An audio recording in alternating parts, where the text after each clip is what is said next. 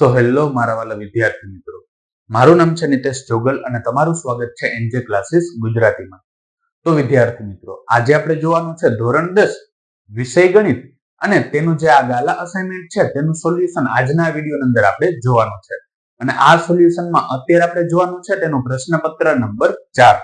અને પ્રશ્નપત્ર નંબર 4 અથવા તો તેના જેવા કોઈ પણ પ્રશ્નપત્રના કોઈ પણ વિભાગ જો તમે જોવા માંગતા હો તો ચેનલ પર જઈ ત્યારબાદ તેના પ્લેલિસ્ટ ની અંદર જશો એટલે પ્લેલિસ્ટ ની અંદર ઘણા બધા પ્લેલિસ્ટ તમને ત્યાં જોવા મળી જશે. એમાંથી એક પ્લેલિસ્ટ હશે કે જેનું નામ છે ધોરણ 10 ગાલા અસાઇનમેન્ટ 2026.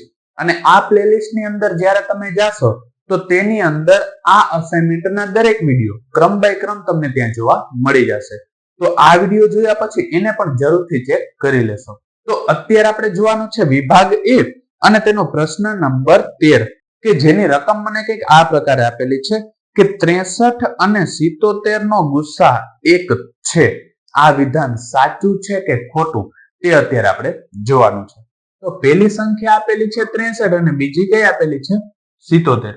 તો જો આપણે આના અવિભાજ્ય અવયવ પાડીએ તો શું થાય? તો કે જો અહીંયા લખ્યા છે 63 6 અને 3 નો સરવાળો કરો કેટલા થાય? 9 થાય. એ 3 ના ઘડિયામાં આવે છે એટલે એનો મતલબ એમ કે આને 3 વડે ભાગવું હોય તો ભાગી શકાય.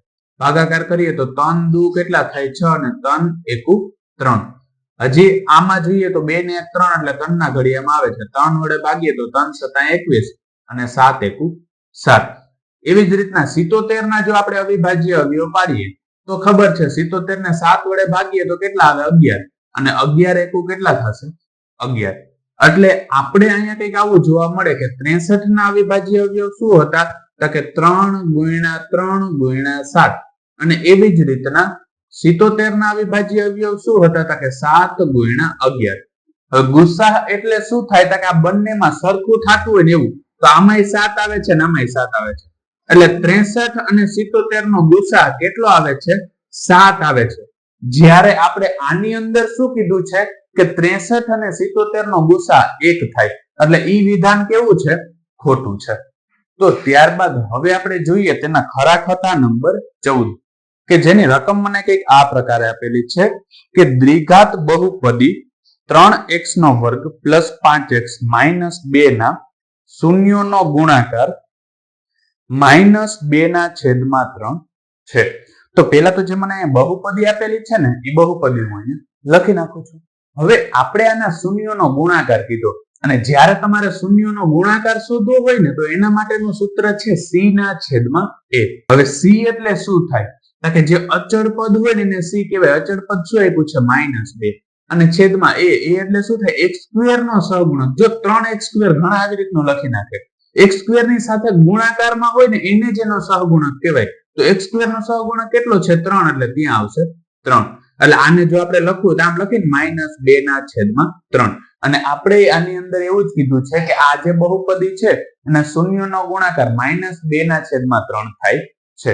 એટલે આ વિધાન કેવું થશે? સાચું થશે. તો ત્યારબાદ હવે આપણે જોઈએ તેનો પ્રશ્ન નંબર 15 એટલે કે ખરું ખોટું 15મો કે જેની અંદર એવું કીધું છે કે સમીકરણ 49x - 51y = k નો આલેખ ઉગમ બિંદુ માંથી પસાર થતી રેખા હોય તો k = 0 થાય. આ વિધાન સાચું છે કે ખોટું તે આપણે જોવાનું છે. કંઈક આ પ્રકારનું મને સમીકરણ આપ્યું અને એની અંદર એવું કીધું કે આમાંથી જે રેખા બનાવીએ છીએ ને એ ઉગમ બિંદુમાંથી પસાર થતી રેખા હોય. ઉગમ બિંદુમાંથી પસાર થતી હોય એટલે એનો મતલબ એવો થયો કે તેનો ઓછામાં ઓછો એક ઉકેલ શું હશે? 0 0 હશે. એટલે કે x સામે 0 અને y સામે 0 એ એનો એક ઉકેલ થાય. એ આપણે ખબર છે કેમ કે આવી રીતનું જો અહીંથી કંઈક આ રીતે રેખા પસાર થતી હોય, આ જે ઉગમ બિંદુ છે એમાંથી રેખા પસાર થતી હોય તો આ બિંદુ એનો ઉકેલ તો થવાનો જ છે કેમ કે આ બિંદુ એની અંદર તો આવવાનું જ છે. એટલે એક ઉકેલ એનો શું થાય? 0 0 થાય. તો જો એક ઉકેલ એનો 0 0 હોય તો એનો મતલબ એમ કે x ની જગ્યાએ મારે 0 મૂકવાનું છે ને y ની જગ્યાએ કેટલા મૂકવાના છે? 0.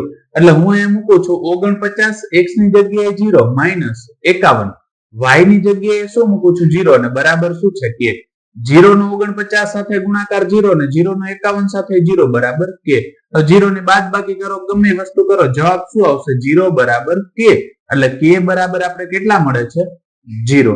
એટલે આમાં k બરાબર કેટલા આવે છે? 0 આવે છે. આ વિધાન કેવું થશે? સાચું થશે. તો ત્યારબાદ હવે આપણે જોઈએ તેનો ખરું ખોટું 16મો, કે જેની અંદર એવું કીધું કે સૂર્ય પશ્ચિમમાં ઉગે તે ઘટનાની સંભાવના -1 છે. તો આ વિધાન કેવું થશે? ખોટું થશે. શા માટે? કે આપણે ખબર જ છે કે કોઈ પણ ઘટનાની સંભાવના 0 કે 0 થી મોટી અને 1 કે 1 થી કેવી હશે? નાની હશે. એટલે કે નાનામાં નાનું શું મળી શકે? 0. આ તો 0 થી એ નાનું કહેવાય એટલે એ પદ તો મળી જ ના શકે. અને મોટામાં મોટું કેટલું મળી શકે છે? 1. અને જો કદાચ એવું કીધું હોત કે સૂર્ય પશ્ચિમમાં ઉગે તે ઘટનાની સંભાવના 0 છે તો વિધાન સાચું થાત. કદાચ અહીંયા માઇનસની નિશાની કાઢી નાખે તો એ શું થાય? આ વિધાન છે એ ખોટું જ થાય છે. પણ ઘણી બધી વસ્તુમાં અહીંયા વિદ્યાર્થીઓ ભૂલ કરે છે. ઘણામાં એવું કહે છે કે સૂર્ય છે એ પશ્ચિમમાં આથમે તેની સંભાવના. જો આવો પ્રશ્ન પૂછે તો એ ખાસ યાદ રાખજો, આથમે, કેમ કે સૂર્ય હંમેશા પશ્ચિમમાં જ આથમે તો સંભાવના 1 થાય. ઘણા પશ્ચિમ વાળો આવે એટલે ડાયરેક્ટ ખોટું કરીને જ બેસે કે 0 લખેલું નથી. એમ નથી જોતા કે ત્યાં ઉગે કીધું કે આથમે કીધું છે. એ ખાસ યાદ રાખજો. અને આના જેવો જ હજી એક પ્રશ્ન પૂછાઈ શકે છે. કેવો પૂછાય? કે સૂર્ય છે એ પશ્ચિમમાં ઉગે તેની પૂરક ઘટનાની સંભાવના 0 થાય. હવે શું કીધું? સૂર્ય પશ્ચિમમાં ઉગે તેની પૂરક ઘટના. પૂરક ઘટના એટલે શું થાય? કે ઊંધું. સૂર્ય પશ્ચિમમાં ઉગે એની પૂરક ઘટના એટલે શું થાય? સૂર્ય પશ્ચિમમાં ન ઉગે તો એની સંભાવના તો કેટલી થતી હોય? 1 જ થાય. એટલે એમાં ખાસ ધ્યાન આપજો, કેમ કે આ પ્રકારનો પ્રશ્ન ઘણી વખત પરીક્ષાની અંદર પૂછી લે અને વિદ્યાર્થીઓ ત્યાં છે એનો માર્ગ છે એ ગુમાવી દેતા હોય છે. તો વિદ્યાર્થી મિત્રો, આજ માટે બસ એટલું જ. જો તમને અમારો આ વિડીયો પસંદ આવ્યો હોય તો વિડીયોને લાઈક કરીને ચેનલને સબસ્ક્રાઇબ કરવાનું ન ભૂલતા. કારણ કે જ્યારે તમે વિડીયોને લાઈક અને ચેનલને સબસ્ક્રાઇબ કરો છો ત્યારે અમને મોટિવેશન મળે છે અને આ જ પ્રકારના વિડીયો અમે તમારા માટે બનાવી શકીએ છીએ. ધન્યવાદ.